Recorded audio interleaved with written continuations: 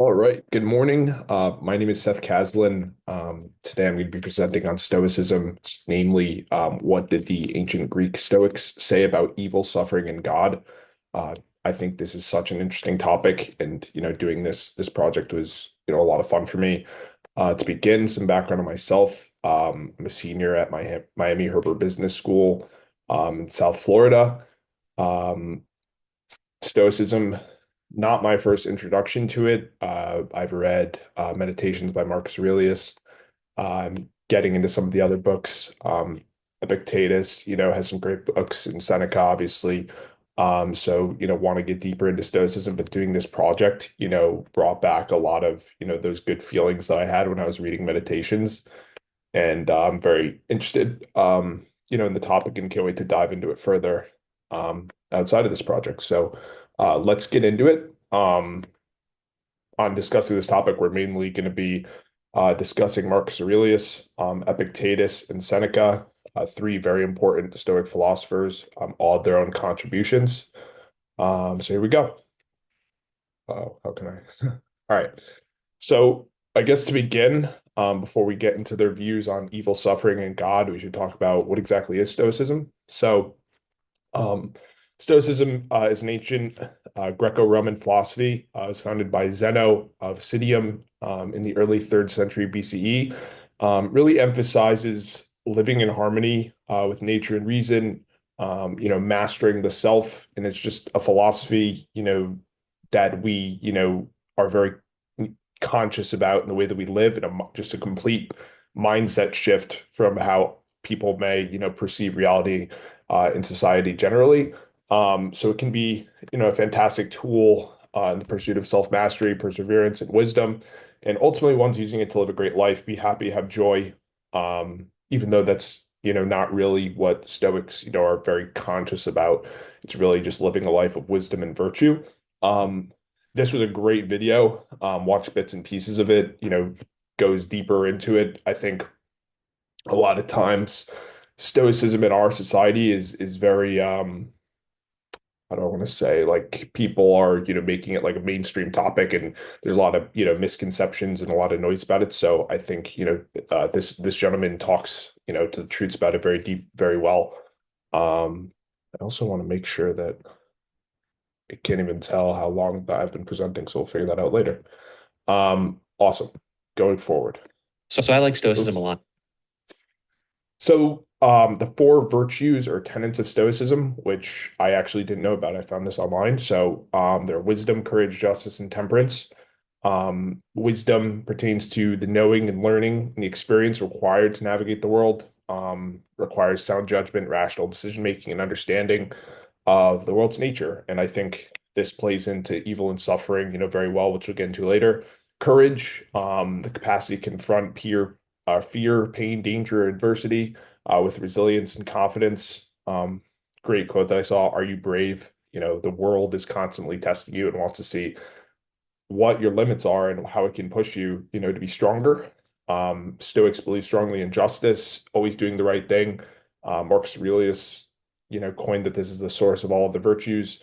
And this is very central to Stoic ethics, and Stoics are very, very important. Like, they view ethics to be like extremely central and important. And also temperance, which is such an amazing, lesson anyway, but practicing self-control, moderation, balance, being very conscious in what we're doing. So aligning our actions with reason and virtue. Um, Figures we'll be discussing today: Marcus Aurelius, Roman emperor, and Stoic philosopher, best known for Meditations, which is a book, just journal entries he basically wrote to himself during military campaigns, which is, so fascinating. I mean, that's like just unbelievable read. Seneca, Roman statesman, dramatist, and Stoic philosopher. He was an advisor to Emperor Nero, and authored many philosophical essays and letters. And Epictetus was actually a former slave, turned into a very influential Stoic teacher. So, just great, three great and central Stoic figures that I think we know a lot of quotes that they've said, maybe not always known where they came from, which I actually learned a lot during this project. So let's get into it. So we'll start with evil. Um, go into some central top, like how each, I mean, their views are very similar to one another, so we can, touch a little bit on specifics and then go over some quotes, but we won't beat the nail, too much. So Marcus Aurelius, views on evil, um, really is an act against nature, reason, and virtue. Believe that people don't do evil from a place of wrong, but rather ignorance. Their perceptions of certain things to them are different from what is actually good. Um, so it's just like a misinterpretation of reality, I guess you could say. Um, in that when where evil is done upon us, our perception and reaction to the actual act of evil determines our suffering, but also, whether harm can be done to us or not. So a lot of Stoic philosophers believe that we can't truly be harmed because if we can control our reactions to being harmed and, change our mindset, use it as growth, we aren't actually harmed. And obviously, with ethics, the best response to evil being done upon you is not be like the person who did evil to you. Um, Great quote in Meditations: "The best revenge is not to be like your enemy." Um, an eye for an eye makes the whole world blind. Like we saw in one of our discussion boards posts. So, I mean, just a great lesson. And also, I love this quote by Marcus Aurelius: "That which is not good for the hive is not good for the bee." Um, Really means that like individual like actions and goods cannot be separated from societal. So what we perceive might be good for us, if it's bad for society, it's not really good for us. So we can't really separate what's good for us with what's good for everyone else. But if we're doing, something questionable, which is super, super important. Seneca, um, same kind of thing. Evil, arises from wrong judgments, not external forces. So it's just our ignorance or our misconception of what is good and wrong is really what causes evil, different perceptions on these things. And the soul can only be harmed by itself. Our reactions to evils being done upon us or evil in general really determines whether or not we are actually harmed. Um, Let's go over one of these. No evil can befall a good man, opposites do not mingle. Um, there is no evil in things themselves, but only in their judgment. So really, like if we're good and we can change the way that we think, then no evil can be done upon us, essentially. So Epictetus, again, very, very, very similar views here. Um, Different direction, honestly, a little bit, and I think we see that as a recurring theme. Um, Freedom comes from mastery of the self. I thought that was like an amazing, amazing lesson. If we cannot master our own thoughts and master ourselves, then we're never truly free. And I think that's so important when, especially when dealing with, wrongdoings or dealing with evil. Um, so, and also, he has a lot of the same points. People do wrong, not out of malice, but from ignorance. I mean, this is just such a common theme, that we see, in the evil realm between these three Stoic philosophers. All right, so suffering. Going to see a lot of the same themes here. Namely, we have to conquer ourselves. If we conquer and master our own thoughts, we never really are harmed. So Marcus Aurelius, very, very, very, very outspoken on this topic. So he, mainly feels that suffering arises from our own judgments about events, not the events themselves, which we constantly see. Um, I love this quote. Nothing happens to any man that he is not formed by nature to bear. So we need to use this pain and suffering to just really grow into who we're supposed to be. And nothing is going to happen to us that we were not meant to be able to handle. So, I mean, as long as we can subscribe to this mentality, where we're using our suffering, we're changing our perspective on our suffering to mend it into a tool to grow, we can use everything for positively, which is just so, so important. So many great lessons there. Seneca, um, great quote. We suffer more often in imagination than reality. This really speaks to his philosophy.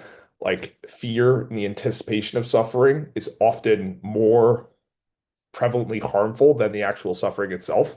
So if we can control our thoughts, um, then we can, really never truly suffer, or we can make our suffering far less. Um, Also, no, that should not say that. No, it should say no man is more unhappy than he who faces he who never faces adversity, for he is not permitted to prove himself. Like, talk about courage, talk about, are you brave? If we aren't challenging ourselves and we aren't suffering, then we're not really living at all. And Epictetus um kind of took like a Taoist approach of accepting fate, accepting what's done to us, and practicing our inner control to control our thoughts, control our reactions to events. Um, this is an amazing quote. Difficulties are things that show a person what they are. We can't truly find out who we are or what we are not unless we experience hardship. And controlling our thoughts, reactions, emotions, perceptions about events, and accepting that these things are part of fate and part of life is really, how we can circumvent the actual suffering. Lastly, God. So the Stoics took like a non-Christian theist approach to God. I think they all kind of view God a little bit differently, but God is more like of God. So it's not really like a deity that, we're worshiping or, praying to. It's more so the universe and the like the truth and just nature and God, the gods, or God is kind of like a controlling, navigating an organizational force that's, in charge of, organizing and processing the universe. So we can jump into this. So they all had different perspectives. It's not really, monotheistic, like we talked about. They view God as a cosmic intelligence that manifests through reason, nature, and virtue, rather than a deity that demands worship. God is more so a concept of divine order. He's the universe, he's present in all of us, every creature, everything, and he governs the cosmos. They believe that honoring God doesn't mean praying to him, but living a virtuous life with wisdom, courage, justice, and self-control, the principles and tenets that we talked about. They're also major believers in fate. So everything is predestined. Everything that happens to us is part of a rational, ordered plan, and everything happens for a reason. And I love this quote by Marcus Aurelius: "The best way to worship the gods is to be like them." So following God, whatever you believe in, acting in his image, being very cognizant and intentional about that, is really the best way to worship God. So this was my project on Stoicism. Here are my references. Really, really enjoyed this project and very grateful that I got the experience to explore Stoicism deeper.